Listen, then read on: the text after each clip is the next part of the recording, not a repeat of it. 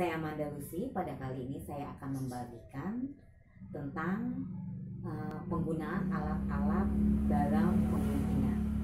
Alat apa saja yang kita butuhkan untuk menggunting? Yuk ikuti terus video ini dan jangan lupa klik like-nya, klik tombol loncengnya, dan yang belum subscribe silahkan subscribe. Jangan mau ketinggalan. Nah, yang pertama hair stylist ya, tipnya seperti ini. Ini kit seorang stylist. Ini biasanya digunakan untuk pada saat kita mau smoothing atau kita mau gunting juga boleh pakai ini supaya baju yang kita kenakan itu tetap bersih ya. Yang kedua seperti ini ya, karena kita kadang-kadang kena bleaching, kena cat, sehingga saya sarankan kita menggunakan dua handuk. Yang pertama adalah handuk-handuk yang berwarna gelap untuk smoothing dan untuk pengecatan. Nah, warna-warna yang cerah boleh digunakan. Kita boleh menggunakan ini untuk pengguntingan atau warna lain yang cerah. Jadi kita pisahkan antara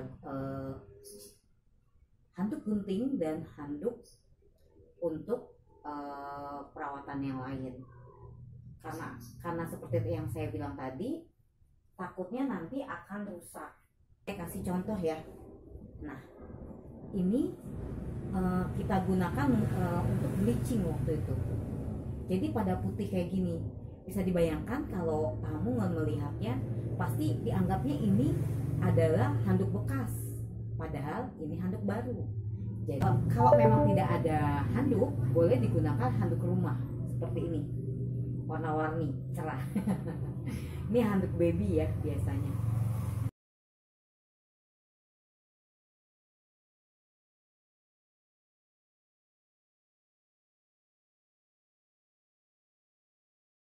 Depan ini untuk gunting ya, yang belakang untuk cat.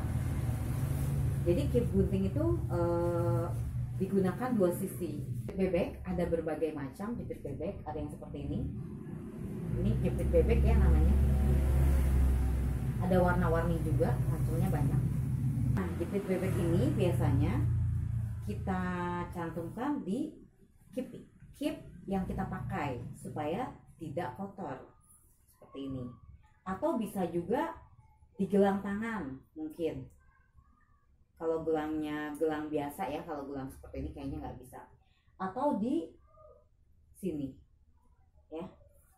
Ini penggunaannya seperti ini supaya kita tidak usah pegang-pegang atau cari-cari pada saat kita gunting. Kit yang seperti ini bisa kita gunakan ya untuk mengambil pengambilan rambut yang banyak. Ada beberapa sisir. Nah, yang pertama adalah sisir garpu ya guys. Sisir garpu digunakan pada saat pertama kali kita melakukan mau menyisir, karena kan biasanya kusut ya. Jadi kalau biasanya kusut ya, jadi kita bisa menggunakan sisir garpu ini supaya nggak kusut rambutnya.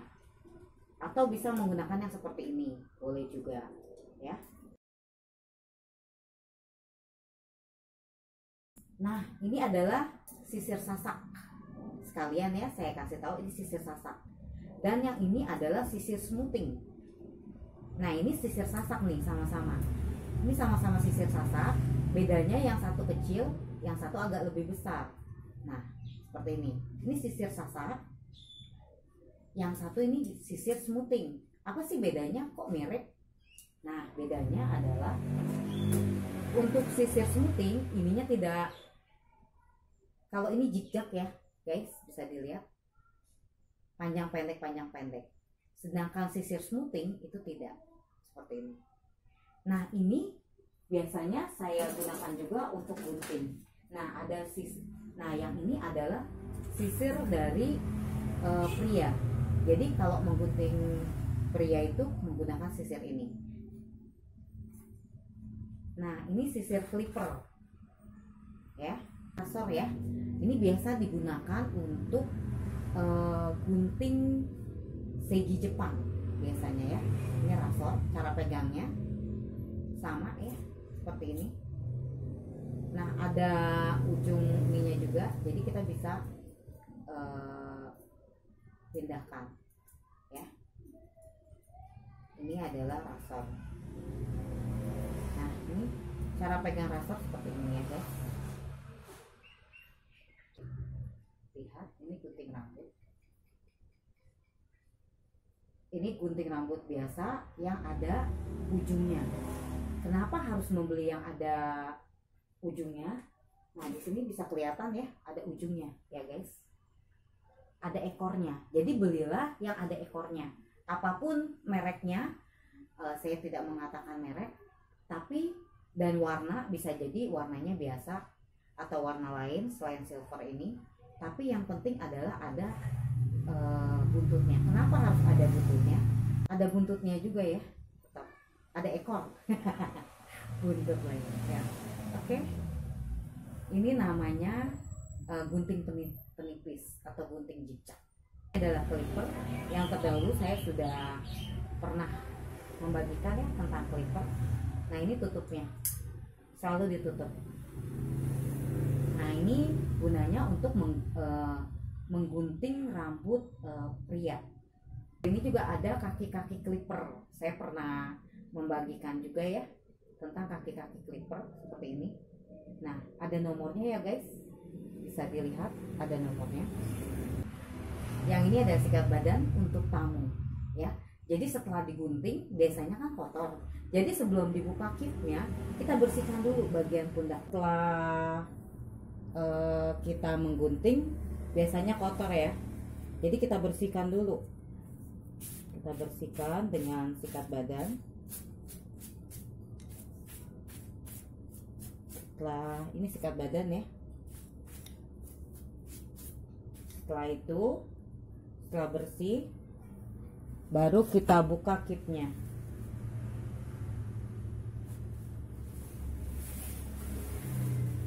Nah, setelah itu kita bersihkan kembali. Kalau mungkin aja ada masih yang kotor. Semprotan air ya. Ini isinya air mineral. Jadi kita semprot. Nah, ini semprotnya beda-beda. Ada yang menyebar, ada yang mengecil. Jadi kita bisa mengaturnya dengan cara memutar yang paling atas ini. Yang ini buat semprot. Nah, lihat, beda kan? Ini kayak tembak-tembakan anak-anak. Kalau diginiin, dia akan menyebar airnya. Dan yang terpenting adalah untuk perawatannya, airnya ini harus air mineral. Saya tidak menyebutkan merek. Yang penting air mineral. Karena apa? Jika ini diisi dengan air biasa, maka akan berlumut. Sayang ya, beli lagi. Jadi ini saya sudah bertahun-tahun pakai dan ini tetap kuat. Dan belilah yang lumayan bagus. Karena apa? Karena ini kadang-kadang takutnya jatuh dan cepat pecah. Jadi belilah yang bagus dan jangan yang terlalu besar, karena nanti akan kesulitan untuk menyemprotnya ya. Oke. Ya, untuk mendapatkan yang terbaik, Anda perlu tanya-tanya, Anda perlu searching di Google. Untuk mendapatkan yang terbaik, Anda boleh tanya-tanya ke teman-teman Anda yang kerja di salon yang besar mungkin, atau pemilik salon, agar tidak salah dalam membeli. Karena kalau salah itu akibatnya kita tidak bisa menggunakannya, jadi mubazir ya. Nah, kalau misalnya seperti yang saya beli ini, alat yang saya beli ini, terima kasih sudah menonton video saya. Jangan lupa di like, di tombol loncengnya, dan subscribe bagi yang belum, agar ke depan video saya lebih baik. Terima kasih.